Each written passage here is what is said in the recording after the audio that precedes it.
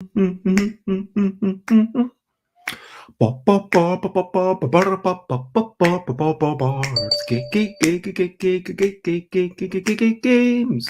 board games, board games. It's what we're talking about. Board games, board games. I'm not gonna shout. I am starting off this streaming with a little bit of singing. And today I'll be talking about evolution and how unrestricted it might cause complication. And the evolution and the advancing of ideas in games, it's all good. But maybe it gets too complex, and for your brain, maybe that's some food. Board games and simplicity, it's what I'm talking about. Board games and complexity, I'm not gonna shout. Hello, good morning, good afternoon, good whatever it is, wherever you are. It is 10 a.m. UK time for Busy Beats and Board Game Bladder. And hello, Timmy, thank you so much for joining me. And I am, sorry that yesterday I did not stream at the usual time. I did do a stream much later. I basically Wow. So what happened yesterday, I was just so exhausted from all the drawing that had been doing, and then woke up. I was like just in time to go to barely in time to go to playtest. And afterwards I was, wow, I forgot about something. I forgot to do something. And yeah. But it's lovely to see you. And Timmy says, I watched a video about the Trogdor the Burninator board game. So, like from Strongbad, I did not know that exists. I don't, yeah, I might have seen it, but it's not something that lodged itself in my brain. That sounds cool. Was it good? And is there something really new? But let me know. I might actually have to check that out tonight. Today, I am going to be heading off to Cambridge to get my balloon machine. It's going to be a fairly quick show.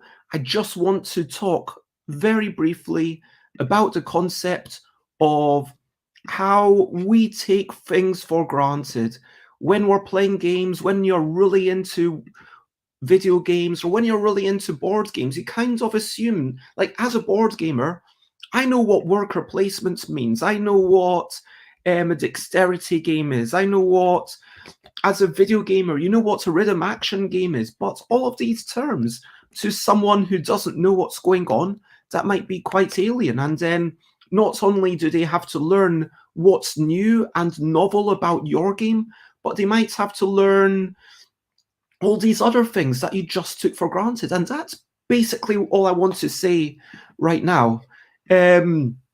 So firstly, let's go to recent highlights, living life and seeing the sights, recent highlights, playing games and other delights, recent highlights. So going back to the Trogdor the Burninator board game, Timmy says, it looked interesting because it's cooperative, no one plays the enemy, and the enemy is controlled by picking cards. So I guess you're trying to work out what's the least bad thing for everyone, as opposed to what's the strongest bad thing. Anyway, no, that does sound quite cool. And yeah, like, it's a silly, rambunctious thing. I could see that going in a million different directions, figuratively speaking. I mean, maybe not literally a million. I mean, not a million identifiably different directions, but I mean, I feel like pretty much anything would work for that universe, like a easy, simple RPG, a party game where you're smashing into each other, cooperative. Like, there's so many directions that could work. I mean, there, as far as I can see it. Personally, what have been my recent highlights? I did go to playtest yesterday. I playtested. So I started off playtesting a game about putting cards into groups and hoping that the numbers don't go higher than a certain amount.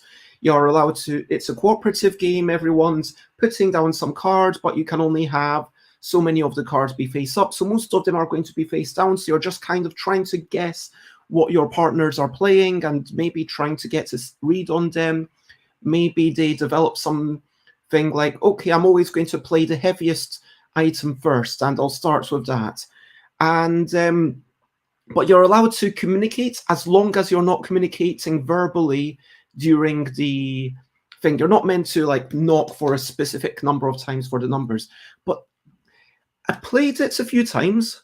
I got ratings of like when I ask people to rate my games, I rate them using thumbs, like so +2 to -2. And it was like, would you like to play this game? Would you like to buy it? It's like, because that's the important things. Like, would people play it again for pleasure, not just because, hey, yeah, it's a thing, but would you choose to play it again? And I got +2, +2, +1, and I want to say +1 and 0. And so, there's at least some people who like that, like the simplicity. And then we moved to a totally different system where half the hand was hidden and half the hand was visible. And then you had to kind of motion to each other. You had to use your facial expressions because you weren't sure which of these cards I want to pick, or maybe I want to pick one of the cards that I already know. It's that sense of safety versus danger.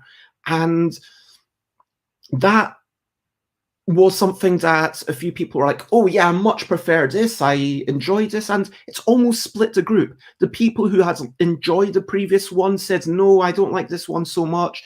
It just gets away from the simplicity. It's no longer something that I can explain in 30 seconds.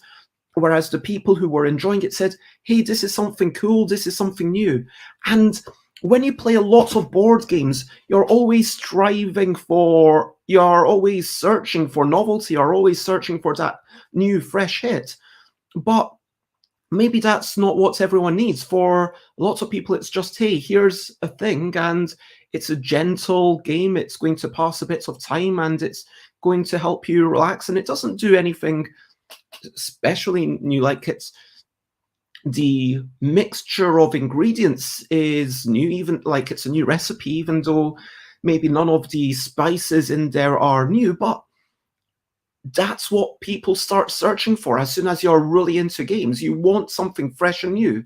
But then your appreciation of novelty goes up, and your barrier for your resistance to learning new rules goes down. And so this is where the danger comes in, and that's really where I wanted to talk about this thing. So obviously yesterday I did playtest other people's games. I playtested a 2-player game from Mandela about dressing up llamas, which was really cool.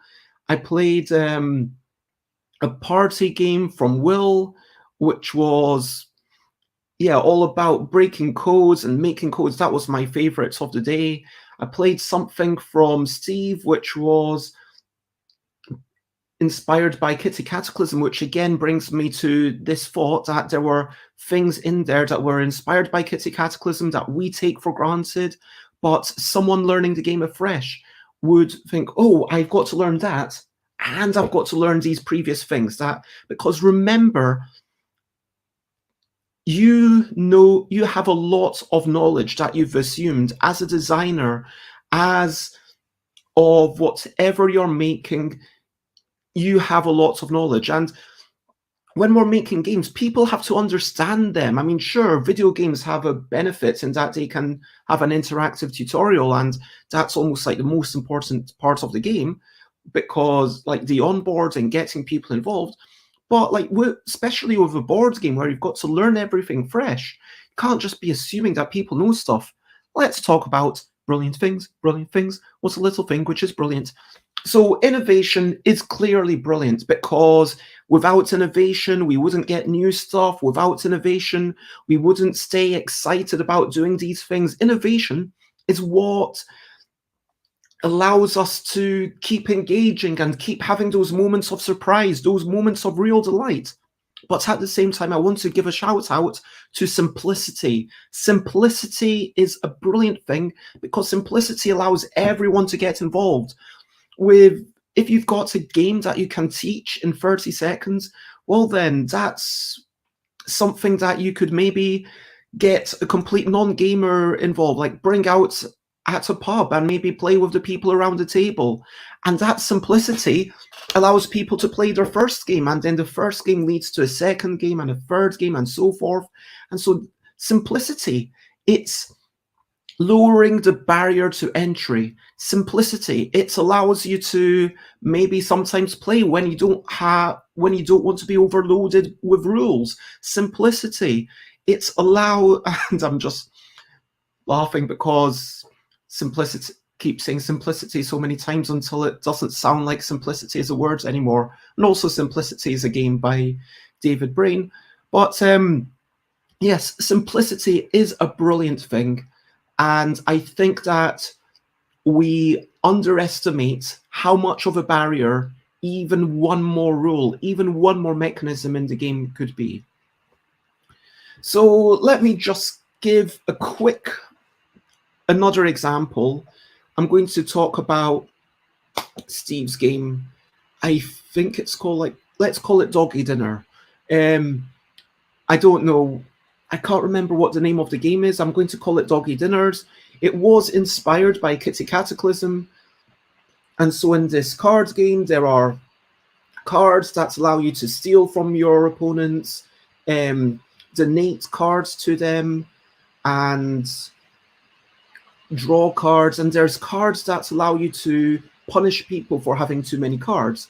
And that was all a big part of Kitty Cataclysm, and that was what made it, hits. And then Steve has this mechanism of putting bones into your garden, and this is a really interesting thing. And I think that, you could make the same game, but then have have some cards which say, bury a bone, and then the bone goes into your garden. And then in that case, then who's it for? Who's the game for? Because if you've got all the mechanisms of a previous game, plus digging the bones, putting the bones into the garden, moving the bones around your opponents, digging them up and putting them down, then it becomes, it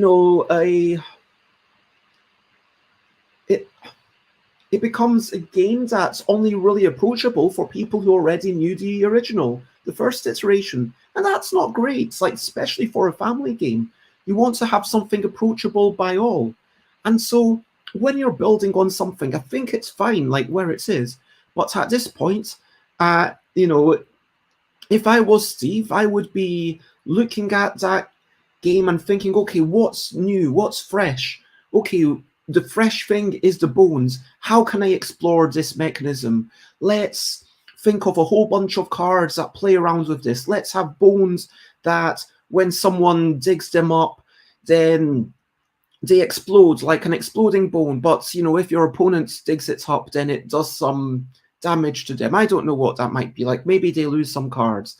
Maybe there's,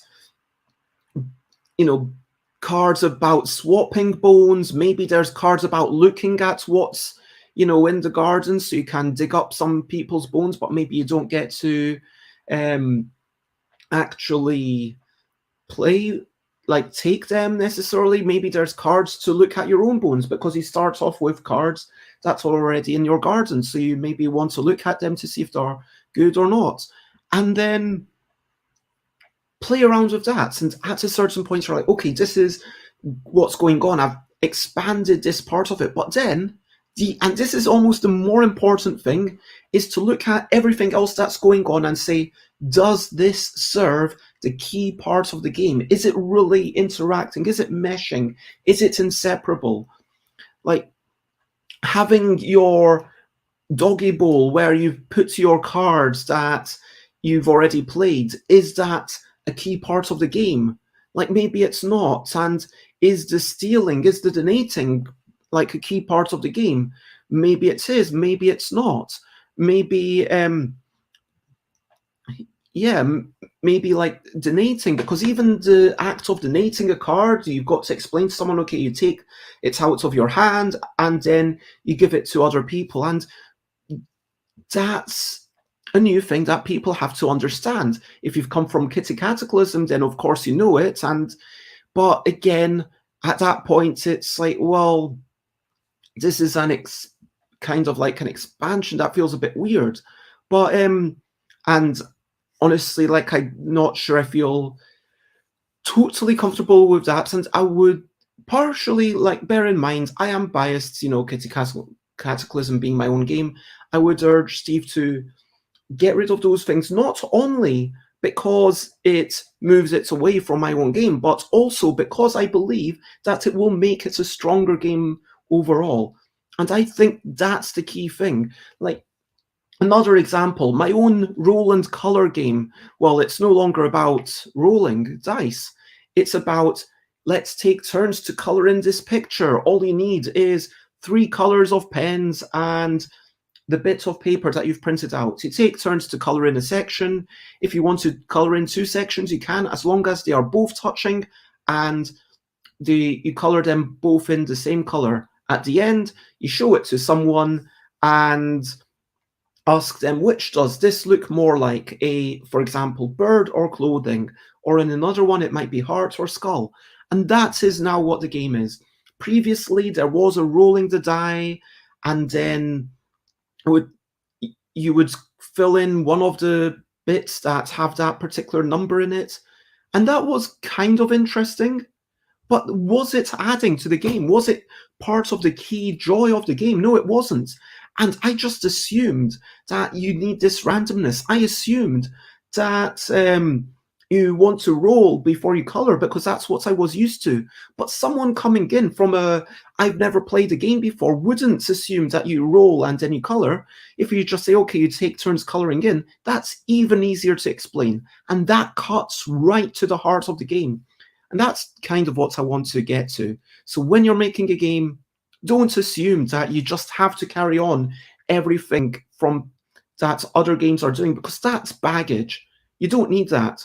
Just focus on what's the core part of your game and think, hey, this is what other games are doing. This is what I assumed, but do I need this? Re-examine those assumptions and try to cut anything that's not the heart of the game.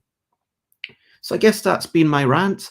I hope that makes sense. Feel free to, as always, comment, ask questions, follow, but especially if you've got any comments or questions, whether you're watching live or after the fact, please write them. I do always reply to all the YouTube comments that I get from the humans.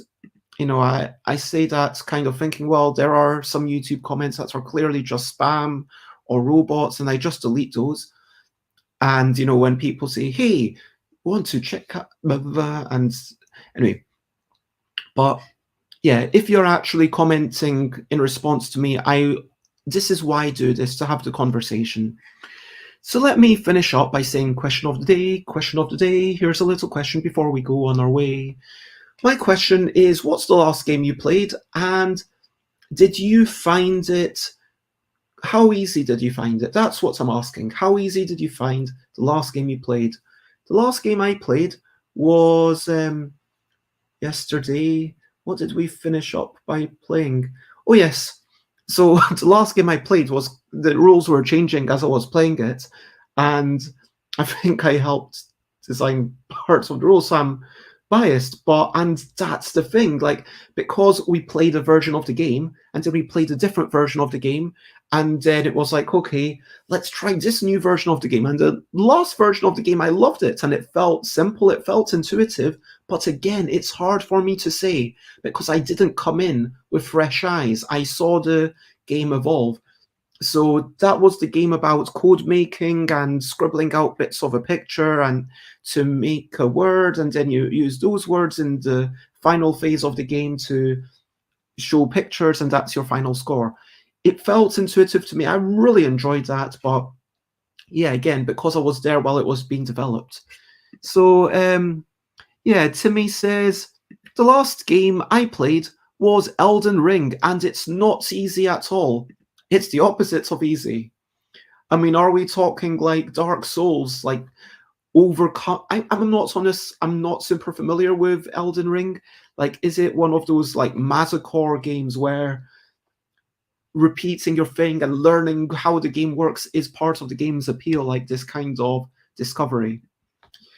Now, as I wrap up, let me ask, over to you. What are you up to? You can share, but only if you want to. So what are you up to today? I am going to catch a train from King's Cross-ish. I'm going to go to Cambridge. I'm going to meet Josie. We're going to go to a board game cafe. I am going to send out some posts. That is me covering up the addresses of the people, so you're not making the addresses public.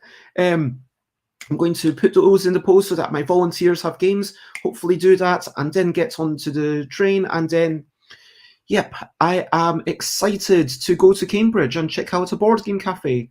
I will also maybe do some doodling, maybe reading, but just having fun with a friend. Probably playing some of the colouring game and maybe some of the other game I made. What are you up to? Is there anything you want to share? I promise that I care, whether it's super serious, fun and frivolous, or you just want to rock in your underwear. Timmy says, yes, Elden Ring is made by the same people as Dark Souls, and today Timmy will make chamomile tea, then sleep. And apparently Elden Ring is basically open world Dark Souls. That does sound like quite a commitment. I mean, that sounds super hardcore. I mean, honestly, all I knew about you is like you're making this RPG with the steamships, but like even RPGs these days, like it's a serious commitment. But like, it sounds like you're just really into games where you can get your teeth stuck into them. That's what I'm getting about you to me. Anyway, so to recap and wrap up before I finish up, basically, evolution is brilliant. Innovation is brilliant. And I'm not saying everything needs to be as simple as it could be, but what I'm saying is that everything should be as simple as it can be while still delivering the same core experience. So like when you talk about Elden Ring, obviously there are games where having a big meaty puzzle, and in the board game space, you know, there are games where it's all about analyzing things, and that is the appeal of the game. But you need to work out for yourself, what is the appeal of the game?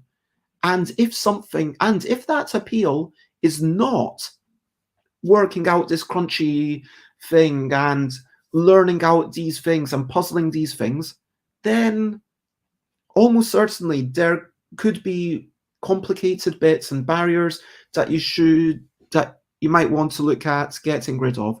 That's my basic overall thoughts today. And Timmy confirms, yes, RPGs are the favorite genre. If you want to check me out, you know, I'm Stuff by Bez everywhere, Twitter, Instagram, Twitch. I stream every day, normally at 10 a.m. UK time, except for yesterday. YouTube for my old shows, and stuffbybez.com/Discord if you want to go there. Go to stuffbybez.com/streams if you want to have an idea of my future streams. Tomorrow will be something light and breezy from while I'm outside. Maybe I will stream from literally in the park. Monday, I will have Naomi Robinson to talk about art. And next weekend, I will be at an event, and I hope that I'll be able to get 10 minutes to just say hello and wave goodbye. But as always, share, spread the word. Thank you very much, everyone. It's always lovely to have you here, Timmy. And for now, the only thing I want to say is, well, actually, the first thing I want to say is, 2 degrees. I am going to say, thank goodness I live in a warmer climate than Nova Scotia. Bye, bye, bye, bye. This is a goodbye song. Bye, bye, bye, bye. Thank you for watching along. Bye, bye, bye, bye. This is the end of the show. Bye, bye, bye, bye. And now it's time to go. Bye, bye, bye, bye. This is goodbye song. Bye, bye, bye, bye. Thank you for watching along. Bye, bye, bye, bye. This is the end of the show. And bye, bye, bye, bye. And now it's time to go. Bye-bye.